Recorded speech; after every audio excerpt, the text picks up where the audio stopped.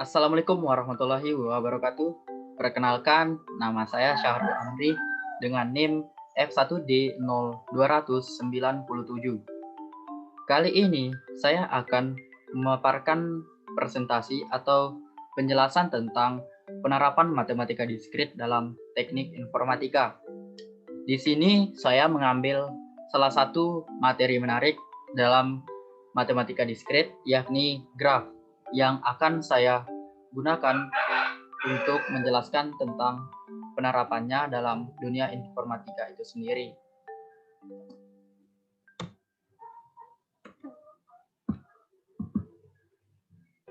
Sebelum kita belajar lebih dalam tentang penggunaan graf itu sendiri, akan lebih baik jika kita mengetahui dulu apa itu graf itu sendiri. Graf itu sendiri adalah pasangan himpunan yang dapat disimbolkan dengan V ataupun dengan E. Yang dalam hal ini, V sama dengan himpunan kosong, atau maksud saya himpunan tidak kosong dari simpul-simpul, atau vertices, atau bisa juga disebut dengan node. Selain itu, ada juga simbol E. Simbol E ini memiliki makna sebagai sebuah himpunan sisi, atau biasa disebut dengan edge, atau biasa disebut dengan arcs, yang menghubungkan sepasang simpul. Nah, seperti yang telah saya jelaskan tadi, dalam notasi matematika, graf dapat ditulis dengan G sama dengan V atau dengan E. Berikutnya, saya akan menjelaskan tentang kegunaan graf itu sendiri. Graf digunakan untuk merepresentasikan objek-objek diskrit dan hubungan antara objek-objek tersebut. Nah, untuk mengetahui lebih lanjut, berikut saya berikan sebuah gambar di mana sebuah graf menyatakan peta jaringan jalan raya yang menghubungkan sejumlah kota di Provinsi Jawa Tengah. Di sini saya memaparkan tentang penjelasan mengenai kota-kota yang ada di Jawa Tengah. Dapat kita lihat bahwa jarak antara kota satu dengan kota lainnya dihubungkan dengan sebuah garis. Nah, garis itulah yang disebut dengan sebuah sisi atau disebut dengan edge. Sedangkan titik-titik antara kota-kota tersebut dinamakan sebagai sebuah simpul atau disebut dengan node. Nah, berdasarkan ilustrasi peta tadi, apakah kita sudah memahami tentang graf itu sendiri? Kalau tidak, berikut saya berikan kembali contoh ilustrasinya. Di sini saya memiliki 6 buah simpul, di mana ke-6 buah simpul tersebut dihubungkan dengan sisi-sisi. Nah, dari gambar tersebut dapat kita simpulkan bahwa graf adalah representasi suatu permasalahan menggunakan sekumpulan lingkaran atau simpul atau disebut juga sebagai node yang dimungkinkan untuk terhubung atau menghubungkan dengan sekumpulan garis atau sisi atau disebut juga sebagai edge. Berikutnya, kita akan masuk kepada materi inti, yakni penggunaan graf itu sendiri dalam teknik informatika. Perlu saya sampaikan bahwa graf ini tidak dapat dipisahkan dari penerapan teknologi informasi, khususnya terlebih dalam bidang informatika itu sendiri. Ada banyak sekali hal-hal dalam dunia keinformatikaan yang ternyata menggunakan konsep dari graf.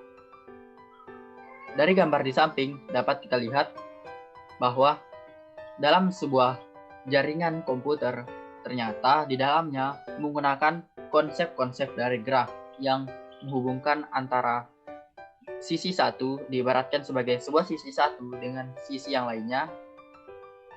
Selain itu, di gambar berikutnya terdapat sebuah Internet Service Provider atau yang biasa kita kenal dengan ISP.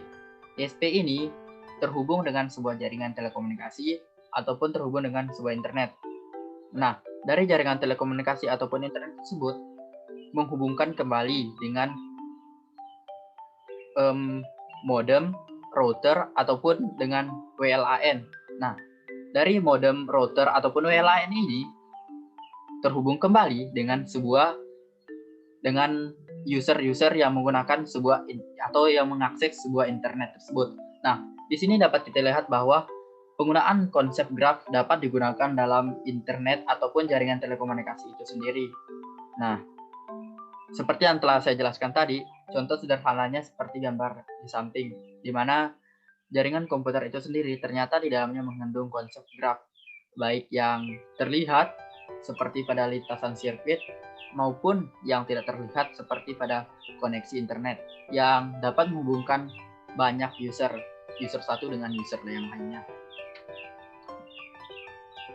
Berikutnya, saya akan menjelaskan tentang penggunaan graf dalam pemrograman.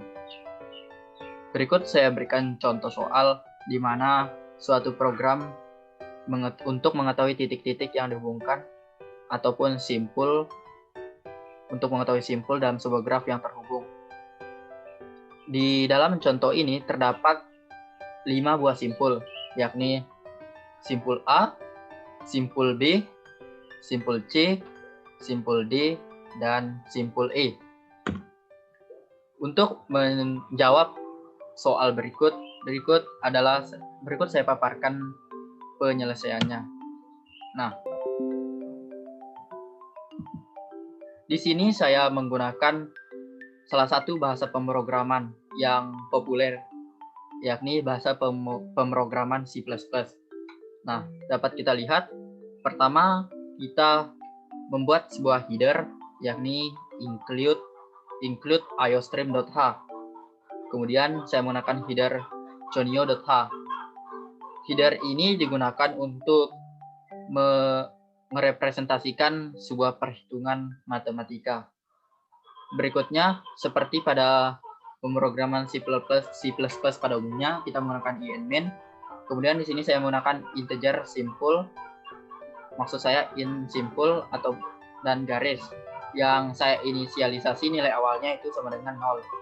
Kemudian ada char A yang saya beri nilai 20.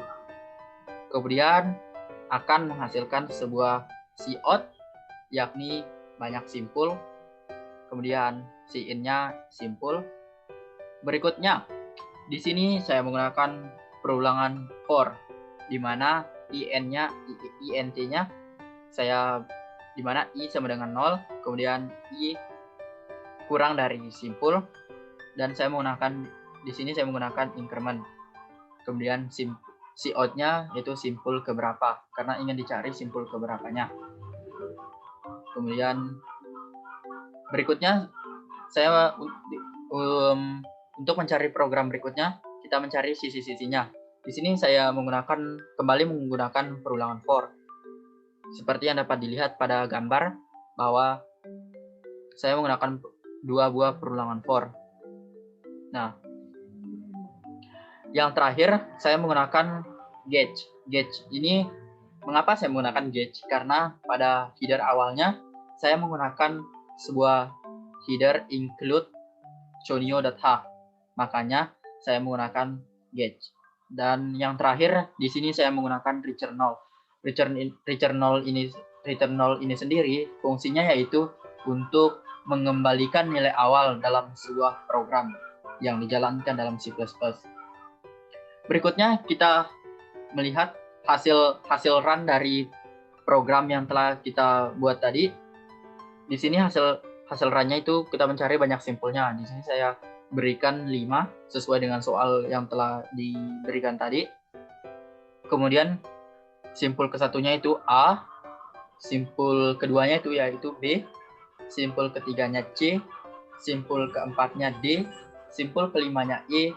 Kemudian sisi-sisinya adalah sebagai berikut, yakni yang pertama AB, kemudian AC, kemudian AD, kemudian AE, BC, BD, BE, CD, CE, dan terakhir yaitu DE.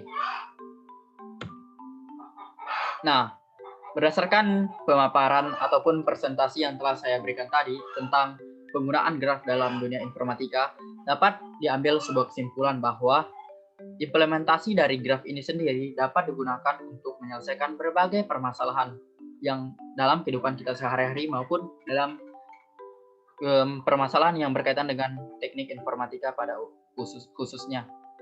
Nah, graf itu sendiri akan memberikan kemudahan dalam menyelesaikan pekerjaan tersebut. Hal ini disebabkan karena sifat-sifat dan teori-teori mengenai graf ini dapat memudahkan penyelesaian suatu permasalahan ataupun kasus. Maka dari itu, ada banyak sekali bidang studi informatika yang memanfaatkan konsep graf dalam memecahkan permasalahan-permasalahan tertentu, baik yang permasalahan yang bersifat kompleks maupun yang non-kompleks atau tidak kompleks. Nah, demikian presentasi ataupun penjelasan mengenai penggunaan ataupun kegunaan atau implementasi dari graf dalam dunia informatika atau dalam program studi teknik informatika. Mudah-mudahan apa yang telah saya jelaskan tadi dapat bermanfaat bagi kita semua. Demikian, wassalamualaikum warahmatullahi wabarakatuh. Terima kasih.